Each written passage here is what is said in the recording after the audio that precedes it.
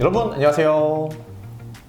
강동경의대병원 H로고입니다. 겨울 하면은 이제 대표적으로 생각나는 질환, 피부 건조증과 건선 두 가지가 있습니다. 그런데 사실 이 두 개 굉장히 너무 비슷해서 이게 어떤 게 건선이고 어떤 게 건조증인지 정확하게 잘 모르는 분이 많으신데요. 오늘 저희 병원 피부과 권순유 교수님 모시고 한번 제대로 알아보겠습니다. 교수님 안녕하세요. 안녕하세요. 자기소개 부탁드립니다. 네, 저는 강동경희대병원 피부과 권순효라고 합니다. 요즘 보통 이제 겨울 되면은 아무래도 이렇게 많이 피부 막 손도 막 갈라지고 막 툭툭 막 비듬처럼 막 떨어지는 분도 많고 하잖아요. 환자분들이 좀 많으시죠, 실제로? 날씨가 추워지기 시작하면은 찬바람 불면은 저희는 이제 환자가 늘겠구나라고 생각합니다. 워낙 건조를 호소하셔서 오시는 분들이 많기 때문에 네. 찬바람이 불면은 피부과는 붐빕니다. 혹시 그러면 교수님 이제 대표적으로 저희 많은 분들이 알고 있는 건선하고 피부 건조증 이제 둘 다 건이 들어가기도 하고 네, 맞아요. 이제 어떻게 좀 다른지가 궁금합니다. 맞습니다. 많은 분들이 건선으로 오실 때 나는 피부가 건조하다라고 오시고 피부 건조증으로 오시는데 나는 건선이라고 들었다라고 오시는 경우들이 많습니다. 그래서 네. 그 두 가지가 굉장히 헷갈리는데 네. 가장 큰 이유는 아마 이름 때문에 그럴 것 같습니다. 그쵸, 네. 건선이라는 이름이 건자가 들어다 가다 보니까 네. 이게 건조증이랑 굉장히 헷갈려서 오시는 분들이 많은데 둘은 엄연히 완전 다른 질환입니다.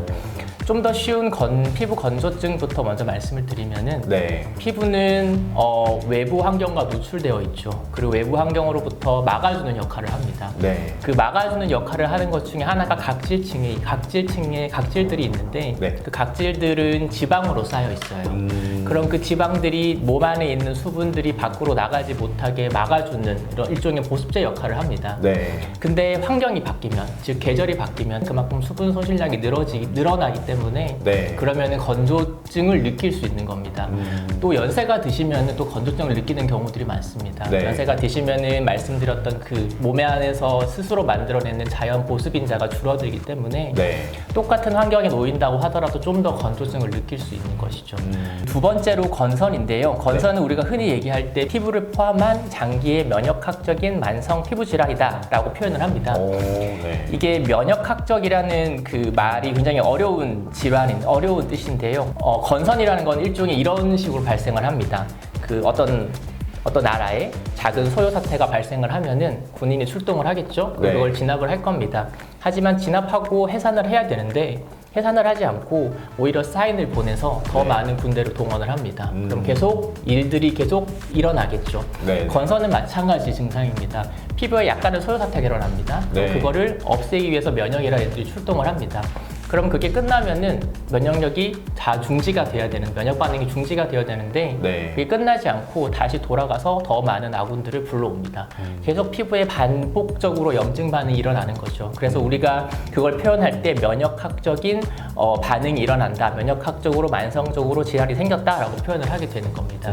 그래서 건선이라는 거는 피부에 소요 사태도 일어나야 되고 네. 그다음 면역 반응도 일어나야 되고 또 이게 모든 사람한테 나타나진 않죠. 어느 정도의 백그라운드도 가지고 있어야 됩니다. 네, 네. 그리고 특히 겨울 같은 건조한 시기가 되면은 좀 더 발생을 더 심하게 하는 경향이 있습니다.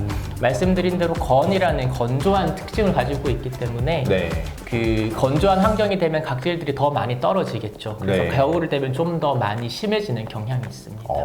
상당히 이렇게 여러분 좀 건선은 이제 피부 건조증과는 완전히 다르게 면역 때문에 이렇게 일어나는 질환이다라고 교수님께서 강조를 해주셨는데 굉장히 좀 그럼 비슷하잖아요. 사실 생긴 것도 그렇고. 맞습니다. 어떻게 좀 증상이나 생김새가 다른 게 있을까요, 그래도? 건선이라는 거는 특징적인 그 병변의 모양이 있습니다. 굉장히 붉은 바탕을 가지고 있고 네. 굉장히 두껍고 큰 각질들이 있으면서 약간 융기되어 있는 게 특징이거든요. 가장 많이 생기는 위치들이 물론 몸 어디든지 생길 수 있긴 하겠지만 네. 대개는 이런 편 부위에 많이 생깁니다. 팔다리의 편 부위, 우리가 흔히 마찰을 많이 받는 곳에 많이 생기게 되고 네. 두피도 대표적인 침범 부위 중에 하나입니다. 건조증은 좀 다릅니다. 심한 단계까지 넘어가면은 살짝 붉어질 수 있지만 네. 사실은 건조한 피부가 자체가 건조하고 긁은 흔적들이 더 메인이고 주변 피부가 굉장히 건조하기 때문에 네. 사실 피부 건조증의 경우에는 특별한 검사가 없더라도 네. 증상만 가지고 전 진단을 할 수 있고요. 네. 대표적으로 우리 가을, 겨울 되면은 어르신들이 많이 효자손 쓰시잖아요. 그렇죠. 등을 많이 네. 긁으시잖아요. 네. 그리고 많은 분들이 가을, 겨울 되면은 발목, 여기 종아리 부분이 간지럽다고 긁으시는 경우들을 많이 보실 네. 겁니다. 대표적으로 침범하는 두 부위입니다. 등이나 종아리 부위, 발목 부위 이런 곳에서부터 시작하는 경우들이 많습니다. 우리가 흔히 건조할 때 생기는 우리가 살비듬이라고 표현하죠. 네. 그런 작은 각질들이 일어나는 게 특징입니다. 아, 건조증은 보습을 하면 없어지겠죠?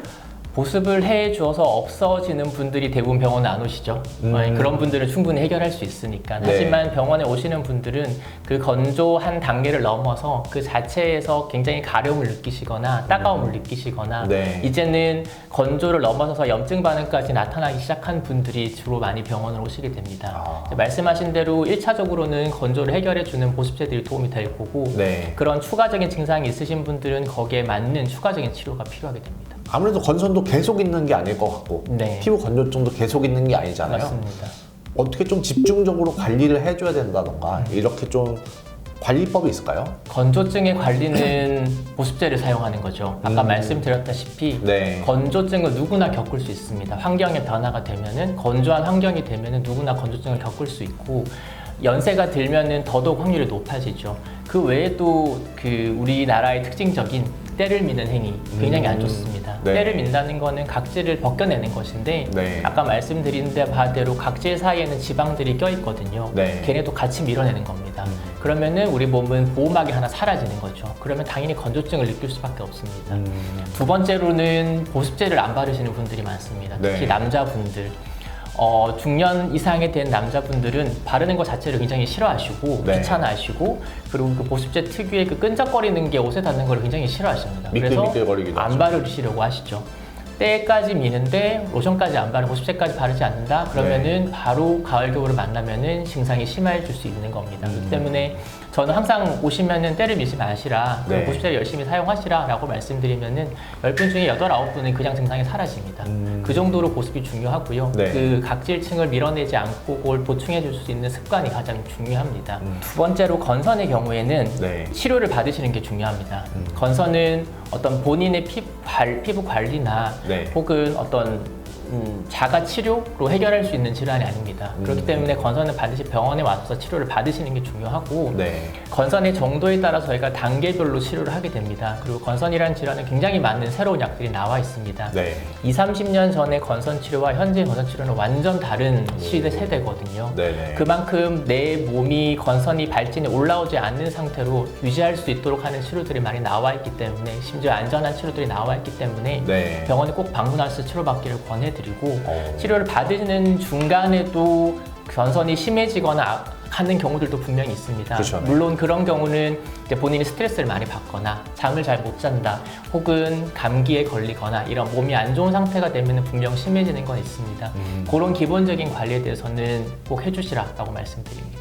아, 그러면 교수님 이 건선 치료 같은 경우에는 뭐 어떻게 보통 약을 먹어서 치료하나요? 아니면 뭐 주사나 이런 걸로 치료할까요? 한 크게 3단계 정도로 나눌 수가 있는데요. 네. 첫 번째 단계에서는 도포제, 바르는 약으로 먼저 시작을 하고요. 네네. 하지만 바르는 약으로 할 수 없을 정도로 범위가 넓거나 혹은 네. 심하거나 한 경우에는 아까 말씀드렸던 먹는 약 혹은 광선 치료라는 걸 하게 됩니다. 이렇게 빛을 쬐는 치료입니다. 요 단계에서도 되지 않는다, 충분히 치료가 되지 않는다라고 하면은 저희는 중증이라고 표현을 하는데 네. 그런 경우에는 그 생물학적 제재라고 하는 아까 말씀드렸던 다양한 그 면역 반응 종류가 있는데 네. 그중에서도 건선에 작용하는 어떤 특정한 신호만을 다운시킬 수 있는 그런 치료를 하는 것을 생물학적 치료라고 생물학적 제재라고 표현하는데 네. 그 약물을 이용한 치료를 굉장히 많이 하고 있습니다. 아, 그렇군요. 결국에는 이런 이제 뭐 보습 제품이라던가 크림 이런 것들은 뭐 건조증은 확실히 이제 도움이 되고 그렇죠. 건선은 뭐 좀 증상 완화를 할 수는 있지만 정확한 치료를 위해서는 병원에서 뭐 이제 약을 바른다던가 약을 먹던가 이렇게 꼭 치료가 필요한 맞습니다. 질환이라고 봐야 되겠네요. 맞습니다. 이렇게 교수님 잠깐 제가 이거 다른 질문이긴 한데 네. 최근에 제가 이제 추성훈님의 유튜브를 네. 보는데 이런 이제 립글로즈 네. 겨울 되면 많이들 사용하시잖아요. 네. 립글로즈 이렇게 입술에 바르시다가 네.